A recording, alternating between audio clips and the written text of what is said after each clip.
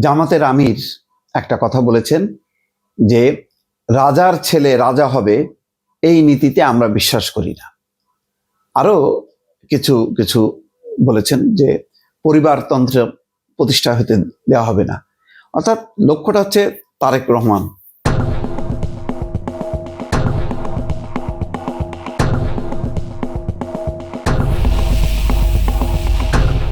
অথচ দেখেন তারেক রহমানের সেই বাসের আদলে তারা বাস ছাড়ছে, যেই কর্মসূচির কথা তারেক রহমান বলতেছেন কাউকে সমালোচনা না করে, তারা এখন ওই দুর্নীতিবাজ চাঁদাবাজ এই সমস্ত বললেও দেখছে যখন এটা আর মাঠে কোনো পাচ্ছে না, তখন কিন্তু তারা বলতেছে যে তারাও এটা করবে ওইটা করবে বলতেছে। তার মানে পুরো ফ্লোটা তারেক রহমান কি কি করতেছে ঠিক তার আদলে তারা সবকিছু কথা বলতেছে, তার আদলে তারা প্রচার অভিযান চালাচ্ছে। আজকে ঢাকা শহরে বাস নিয়ে ওই চলতেছে, চারিদিকে যেভাবে তারেক রহমানের বাসকে ঘিরে তার কর্মীদের উচ্ছ্বাস আনন্দ, সেরকম একটা ফ্লেভার দেওয়ার চেষ্টা করতেছে। যাই হোক, এটা করুক, অসুবিধা নেই।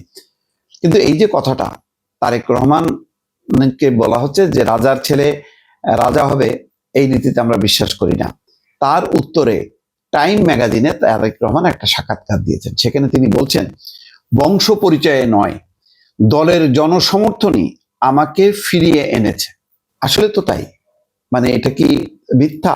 তারেক রহমানের বিকল্পকে বিএনপির একেবারে জন্মলগ্ন থেকে এইভাবেই যে জিয়াউর রহমান, খালেদা জিয়া, তারেক রহমান এইভাবেই আগাইছে। যেমন আওয়ামী লীগের শেখ মুজিবুর রহমান, তার কন্যা শেখ হাসিনা এইভাবেই আগাইছে। রাজার ছেলে রাজা হইতে পারবে না কেন যদি রাজার মতন গুণ থাকে?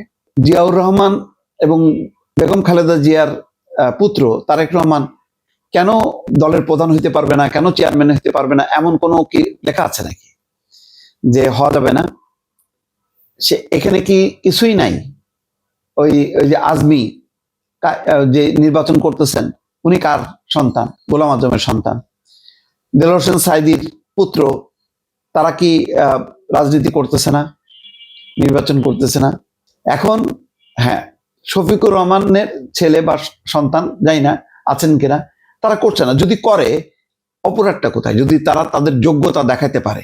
এখন এক একটা দলের এক এক রকম ক্রাইটেরিয়া। কথা হলো যে ভুল কিনা, তারেক রহমানের জায়গায় উনি হলো কেন খন্দকার মোশাররফ হইতে পারতো বা মির্জা ফখরুল হইতে পারতো, এরকম কি কোনো অপশন আছে কিনা? বা এটা কি দেখার দায়িত্ব কি জামাতে ইসলামের কিনা? এটা তো ওই দলই বুঝবে যে তার নেতা কে হবে। কিন্তু এগুলি বলা হচ্ছে কেন জানেন? পাবলিকলি একজনকে হেয় করে দেয়া, এটা খারাপ হিসেবে প্রতিপন্ন করা, এটাও এক ধরনের সম্মানহানির মতন বিষয়। অন্য কোনো যে কোনো দেশে যদি এই কথার আলোকে যদি মানহানির মামলা করতো, তাহলে কিন্তু শফিকুর রহমান বিপদে পড়তো।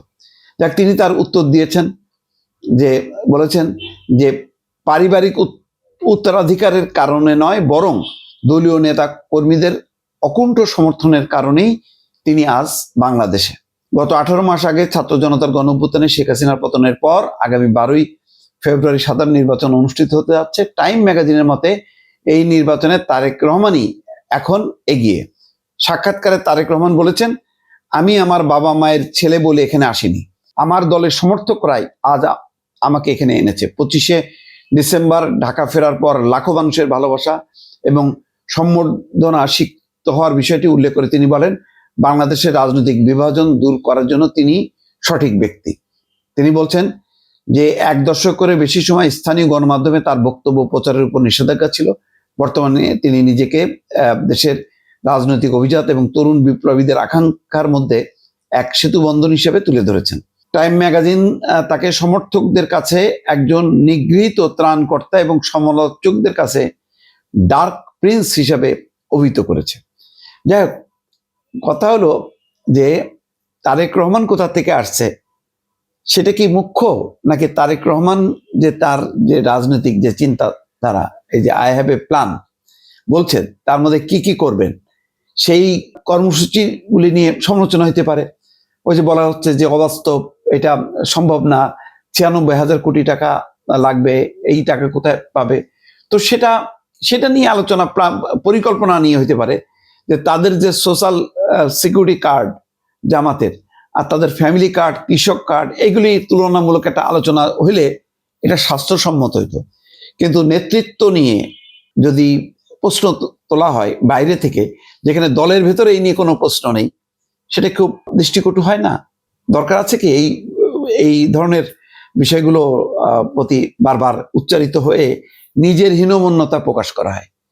বরং দেখা যাচ্ছে তো শফিকুর রহমান বা জামাত তারেক রহমানকে ফলো করতেছে। আজকে বাস দেখে আমি নিজে বলেছি আরেকটা ভিডিওতে, প্রথমে আমার মনে হচ্ছিল এটা মানে এআই দিয়ে তৈরি করা, আমার বিশ্বাস হচ্ছিল না। ঠিক একই রকম, ওইটা হলো লাল সবুজ আর এখানে সবুজ, মানে ঘটনাটা কি? এবং একই ধরনের আদল, একইভাবে ঠিক তারেক রহমান যে জায়গায় বসে হাত নাড়াচ্ছিল উনিও হাত নাড়াচ্ছেন, যেভাবে তার কর্মীরা চারিদিকে যে এ করছে তারেক রহমানের, এইটা তো আমরা এই কয়েকদিন দেখলাম। কিন্তু হঠাৎ করে এর মধ্যে উনিও বাস বের করলেন। তো এখন কোথায়? ওই যে আসিফ মাহমুদ সজীব ভুইয়া বললেন না, বাস থেকে বেরিয়ে আসেন। তো এখন যে ঢুকে গেল, শফিকুর রহমান বাসের মধ্যে ঢুকে গেল, সেটা সমালোচনা করি।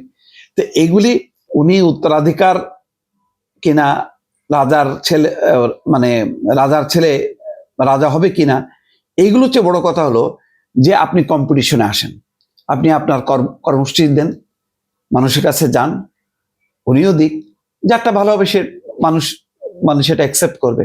ভোটটা যদি দিতে পারে ঠিক মতন, তাহলে বোঝা যাবে কার সমর্থন বেশি। যদি জামাতের হয় জামাত আসবে, বিএনপি হলে বিএনপি আসবে। ফলে কে রাজার ছেলে, রাজা হইলো কি হলো না, এটা আমার মনে হয় এসব বলা মানে নিজের হীনমন্যতা প্রকাশ করা দর্শক।